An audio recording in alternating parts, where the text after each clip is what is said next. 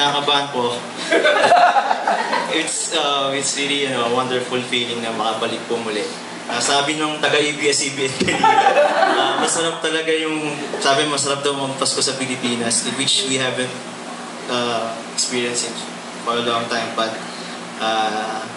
actually sa Singapore po, November pa lang, parang ganun na rin ang pakiramdam. Aris and Gigi can attest to that. Dami ng lights, marami nang namimili, nagsha-shopping, marami nang nagpapatugtog ng Christmas songs. But so parang ganun pa rin, di ba? Parang feeling pa rin namin parang nasa Pilipinas. But ang sa akin lang po, iba po ang Pasko pag kasama mo talaga yung mga anak ng Diyos na nag-celebrate ng tunay na diwa ng Kapaskuhan. And yeah, so sabi nga, it's like okay, pero syempre iba pa rin talaga ang feeling ng Pasko, lalo na hindi ko na kailangan mag-English, hindi ko na kailangan mag-Singlish, but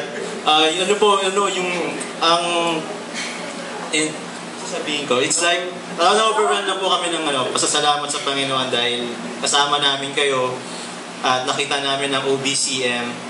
Although hindi kami we are still parang bawat uwi namin dito kami sa OBCM because we feel very welcome. This is our family. This is where we grow.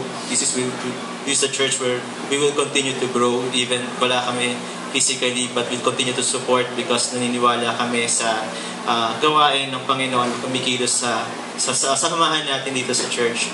So with that, hihiramin ko lang yung famous line ni Pastor Poha na nais ko pong umawit.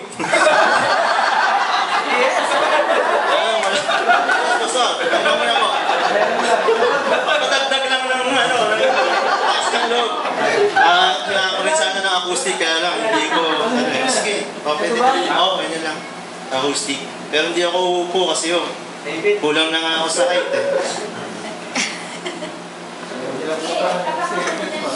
Yeah.